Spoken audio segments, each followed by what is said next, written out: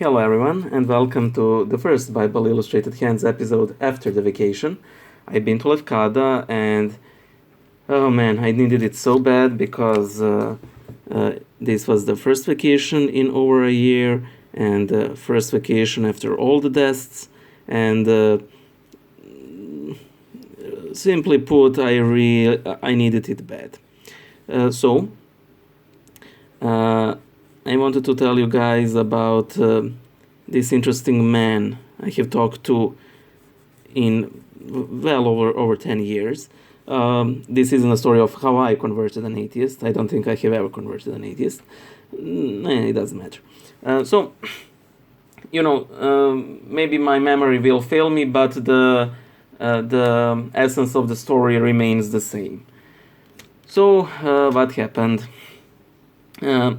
I was waiting for the spiritual father of one of my friends, and he got delayed after the divine liturgy. So I was waiting for him, and I saw this elderly man. He was in his late 60s, I believe. That is how he seemed to me, at least. He kept looking at the church, that little chapel where I was waiting for that priest, and he kept making these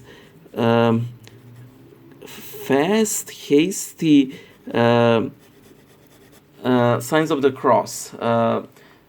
I've never seen signs of the cross made so poorly before, and that's quite something in Serbia, because people usually make it, like a spiral. This wasn't even a spiral, and as the fathers teach us, we should take great care how we make the sign of the cross, because demons laugh at the poorly made signs of the cross. But also St. John Chrysostom tells us that we shouldn't judge people on how they cross themselves, because the crosses that may seem hasty to us can put demons to flight. And I think that's definitely what was the case here. So, for some reason or another, we started talking, and he tells me that he was an atheist. He was a communist. He wasn't, a dedicated atheist, or what we would call anti-theist today. He simply didn't believe in God, and that was it. And he's also a doctor by profession. So he had this very serious surgery done on him, not by him, and it was performed by a friend of his. And that surgery was, I think that his appendix burst, so it was, a risky surgery. And during the surgery, he had a clinical death. He died essentially during that surgery. And he didn't see himself flying above his body or anything similar, which a friend of his remarked on that later on. I know that you're speaking the truth, because usually those who lie mention hovering above their bodies or something. He essentially saw himself in a dark tunnel. There was no light at the end of the tunnel. He simply called it a dark tunnel. And there were two elderly men with very long beards and in long-sleeved robes. He asked them, "Who are you?" And they said, "We are Saints Haralambos and Saint Sisoes the Great." Now, just some context here. Unless you're a religious person in Serbia, you wouldn't know about these two saints.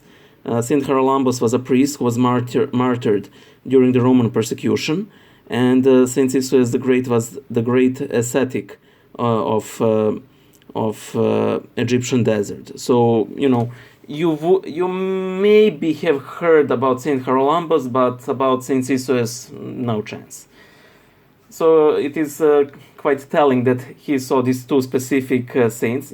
If he said, "I saw Saint Paraskiv or Saint George or Saint Michael," these are all saints that are common patron saints in Serbia, so you would know about them. And he said, "Why are you appearing to me?" And they said, "Well, you died, but this is not the end of the line for you. The Lord has descended the Lord has decided to extend the days of your life. However, you were supposed to go there, and then they pointed their finger at this red door. And then they continued, but the Lord decided to forgive you all of your womanizing, all of your drinking, all of your disbelief on account of what you did for the children. And that is when he woke up. And what did this man do for the children, you might ask? And he was the head of a certain hospital in Bosnia during all the horrible wars we have been through here.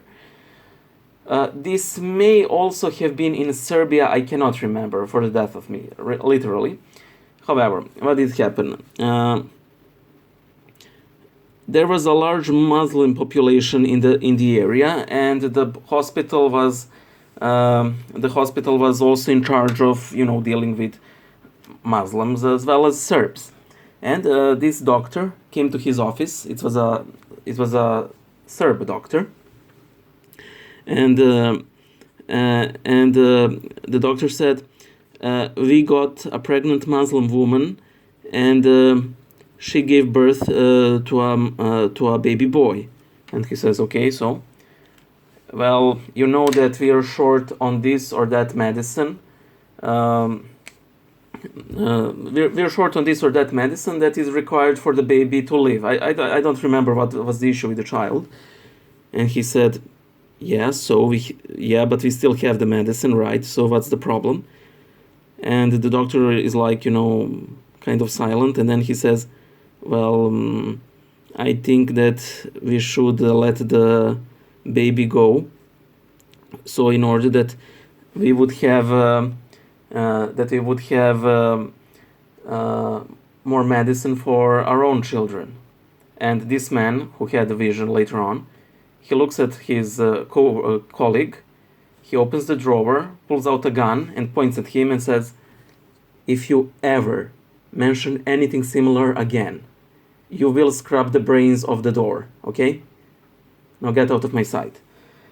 And the man left, and the baby boy lived, and presumably many other children who would be, left to die, because some doctors decided that some children are more worthy to live than others.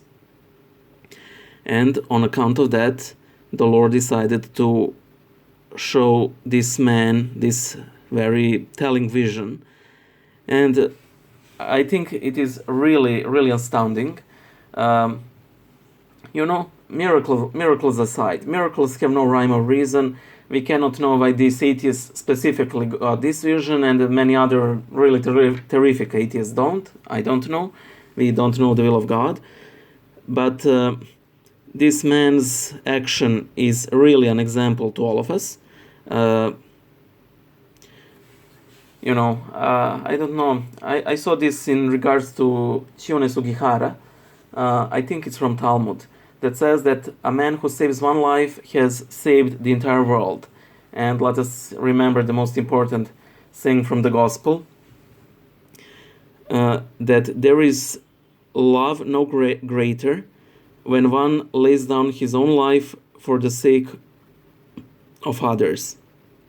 And this man has, in essence, risked the lives of his own people just so he would give the chance of the weakest of the weak to live, regardless even if they were born to Muslim families. And that is the essence of Christianity. It is a really beautiful thing, and may God bless that man and all similar people all over the world. Amen.